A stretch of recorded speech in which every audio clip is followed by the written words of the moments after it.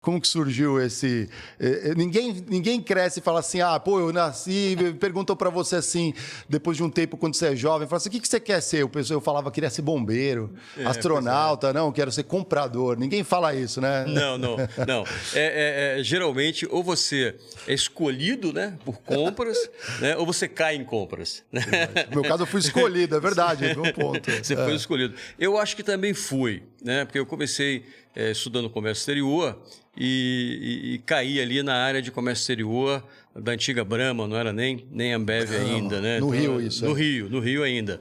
E comércio exterior, né? Compras internacionais e tal, foi paixão à primeira vista, né? Então, assim, foi uma feliz coincidência, mas a gente começou a carreira dessa forma, né? E a gente começa a carreira de baixo. O que você comprava naquela época? Cara, a gente fazia muita importação de matéria-prima, muita importação de embalagem, mas sobretudo matéria-prima, né? Para a produção de cerveja. Malte, lúpulo. Esse era o grande volume de importação. Também de equipamentos, né? As linhas de produção de uma cervejaria, naquela época, a grande maioria eram importadas, né? Então, você não tinha muita opção de fornecedor. Você sabe como é que é, né? Quando você não tem muita opção de fornecedor. Então, as negociações são...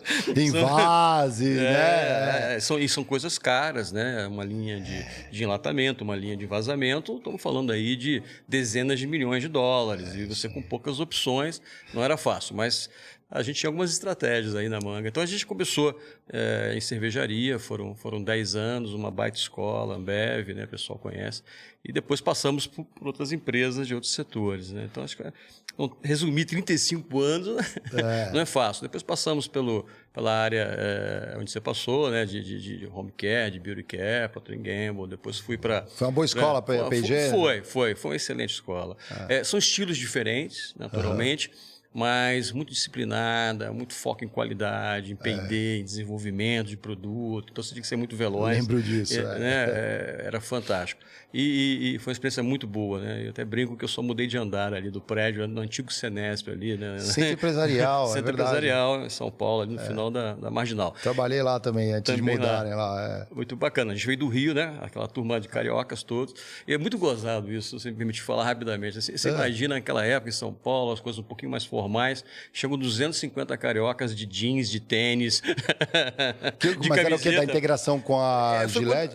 Quando a Brahma veio para cá, cara, se foi aquele impacto. Né? Eu não sabia. A gente veio do Rio, fomos transferidos. A galera chegava de bermuda de tênis, aí encontrava a turma, né? O que são esses caras, né? Mas foi uma experiência muito bacana passar por esses setores. Depois fui para a indústria farmacêutica também, né? Foi uma experiência totalmente diferente, outro mundo. Fascinante também na área de tecnologia, desenvolvimento de produtos, né? Complexo, a parte regulatória, uma experiência muito boa também. Aí já foi não só compras, aí já foi supply chain inteiro, end-to-end. Era uma experiência bacana, uma operação muito grande, porque eram 3 fábricas no mesmo site. Então a gente cuidava do supply chain end-to-end, logística, procurement era um dos elos, vamos dizer assim, né? E por último, no óleo e gás, foram 8 anos de óleo e gás, a experiência também muito, muito legal, é um mundo também totalmente diferente, né? Estava comentando aqui um pouquinho antes de começar, né? Surfamos a onda boa do pré-sal, né? Do pré-sal, do óleo e gás, e depois me tornei sócio da Procurement Garage. Como que veio essa linha de falar, vou trabalhar com consultoria nessa área, né? É muito comum a gente ver, por exemplo, aqui na mesa, quem já passou de gente de vendas, né? Porque as empresas falam, tenho que vender. Mas ninguém fala, tem que economizar. E com estratégia, né? E com estratégia. Isso é interessante, Mário. A área de compras, de uma forma geral, sempre foi vista como uma área mais transacional, né? Uma área mais operacional, né? E algo que foi mudando ao longo dos anos, né? Muitas empresas perceberam esse valor, viram que também tem dinheiro na mesa, que isso contribui para o resultado da empresa, que faz a diferença, né? E que é uma área estratégica, ela pode ser estratégica, né? Eu costumo até brincar, eu falo, olha, mas compras é back-office. Não é back-office, não. Compras é front-office. Porque cada R$1 que a gente economiza vai direto para o resultado da companhia. É isso aí. É como vendas. É isso não aí. Isso? Então, ou seja, essa percepção de valor, geração de valor, de proposta de valor, foi algo que a gente foi percebendo ao longo dos anos e a gente foi evoluindo na maturidade das empresas e tornando a área mais técnica, mais estratégica, com bastante profundidade, né? Eu costumo dizer que quem compra precisa entender do que compra mais do que quem vende. Uhum. Para você poder equilibrar ali as forças na hora de sentar à mesa para negociar. E a coisa do consultor, né? Como é que você se tornou consultor, em que momento?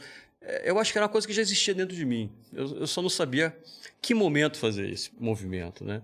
E aí tem uma história legal também, né? Se você me permite contar.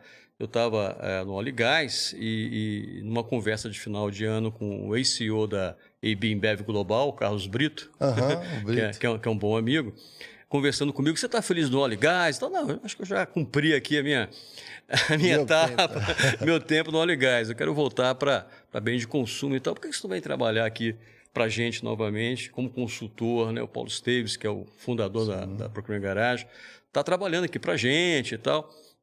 E aí eu fui conversar com o Paulo, nos tornamos sócios. Então eu brinco que o Carlos Brito foi o padrinho do casamento. Ah, que legal. E assim começou a Procurement Garage, bem startup mesmo, assim, bem pequenininha. O nome vem daí? Foi o Paulo que teve essa sacada, sabia? Aquela coisa de garagem, de Vale do Silício, né? Inovação e tal. Foi até engraçado que algumas empresas queriam comprar o nosso nome no início. Não, a gente compra a marca, compra... Não, estamos começando ainda, louco. peraí. É legal, né? Ou seja, é bacana. E a coisa foi acontecendo, começando a trabalhar para as empresas do 3G, né, nos Estados Unidos, começamos dessa forma, e até que chegou um momento que o próprio Brito falou, olha, vocês vão consultoria de um cliente só, não pode, né? Vocês têm que começar a trabalhar em outros mercados. Vamos começar no Brasil, né? Então a gente veio dos Estados Unidos para o Brasil. Um processo... geralmente ao revés, né? E aí quando a gente começou no Brasil, bem startup, poucas pessoas, mas eu acho que foi essa questão da expertise, da experiência, de já ter feito, né? Então é muito comum um ex-executivo se tornar consultor, né? Isso a gente vê muito no mercado. Então foi assim que começou, assim que a gente começou pequenininho. E aí, curtiu esse corte? Então comenta aí, o que foi de tão incrível para você? Vem que eu te espero na próxima live, hein?